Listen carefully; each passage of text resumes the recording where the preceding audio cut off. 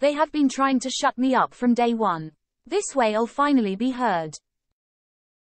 And boy, was she heard. When it went out, on November 20th, the Panorama interview was watched by 27 million people in this country alone, and more than 1 billion around the globe. Bashir's sensational scoop grabbed headlines in every country under the sun. Many lines from the interview have long since passed into immortality. For instance, Diana's dig that, "There were 3 of us in this marriage, so it was a bit crowded," and her opinion that then Prince Charles would not be up to the role of monarch. The top job, as I call it, would bring enormous limitations to him, and I don't know whether he could adapt. But in 2020, the appalling duplicity that Bashir had used to secure the interview was exposed.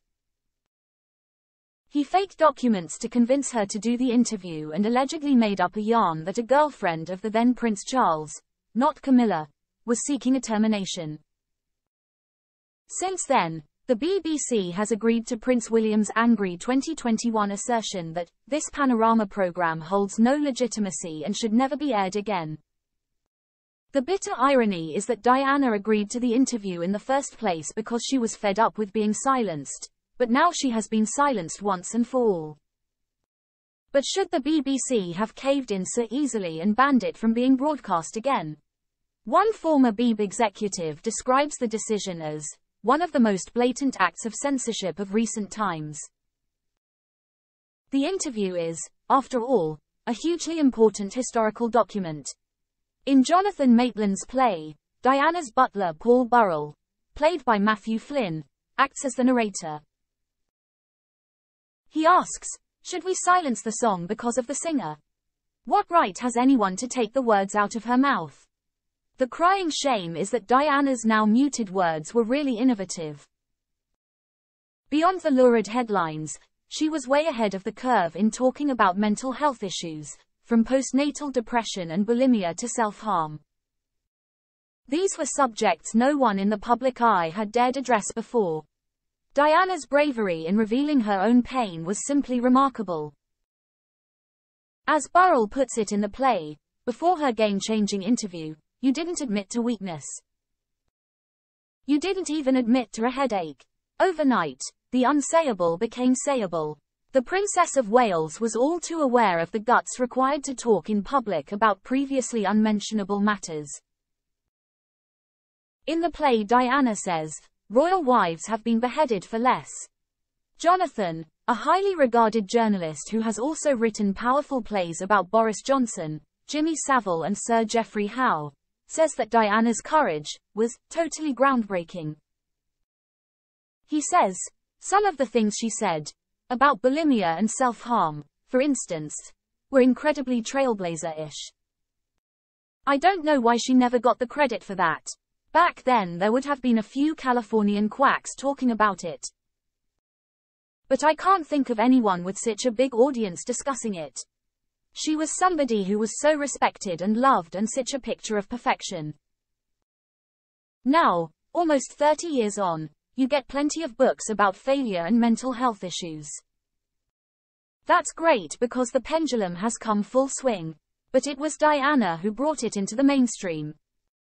Become an Express Premium member. Support fearless journalism. Read the Daily Express online. Advert free. Get super fast page loading. Start 30-day free trial. The interview might cause some to re-evaluate Princess Diana and take a more sympathetic view of a woman who, before her death just 2 years after the interview, felt trapped by the restrictions that the royal family imposed on her. At one point in the play, The Princess, a pitch-perfect performance by Yolanda Kettle, fumes, "Everything I did was controlled. They even told me how to wave. They told me how to be." Jonathan says, "She was a bit paranoid, but I think justifiably so. She was also capricious and manipulative. But if you're fighting a hugely powerful institution monitoring you all the time, you need to use every power you've got." She had to struggle in the teeth of the establishment and she was operating pretty much solo. Of course, she made some silly choices. But who wouldn't? She was a 34-year-old woman and this had never happened to anyone before.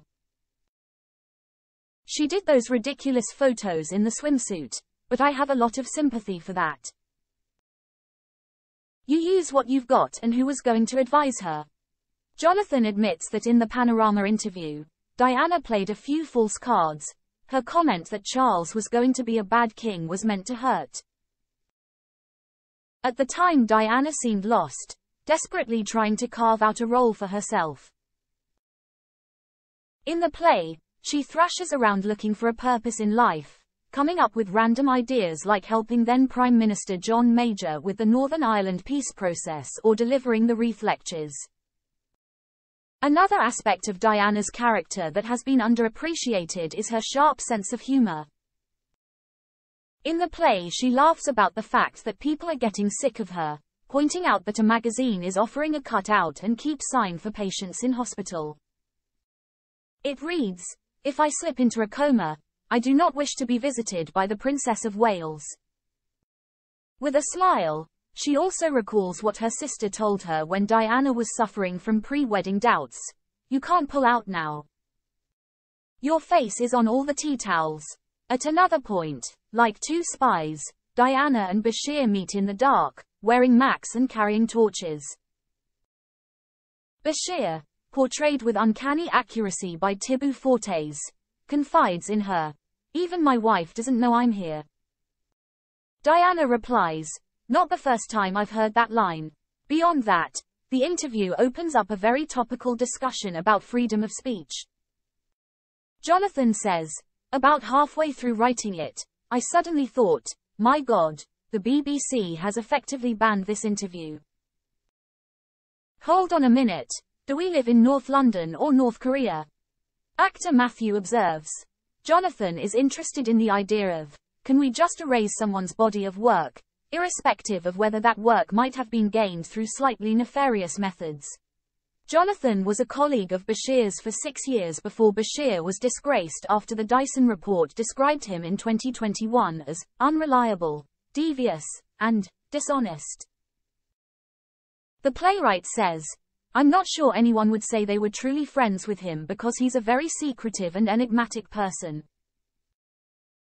We weren't close, but we were certainly friendly. When Jonathan was working on the play, we exchanged emails.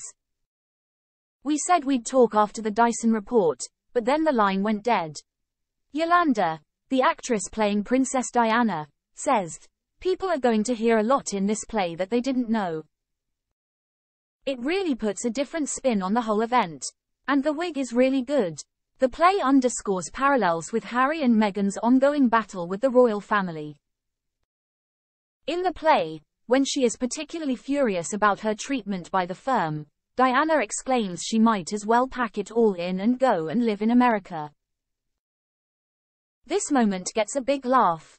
Jonathan says, "I have some sympathy for Harry and Meghan, even if they overdo it a bit. It's fascinating to see history being repeated with them. They have got a point, but like his mum, they are just going about it in the wrong way." Filled Circle. The interview is running at the Park Theatre in London to November 25.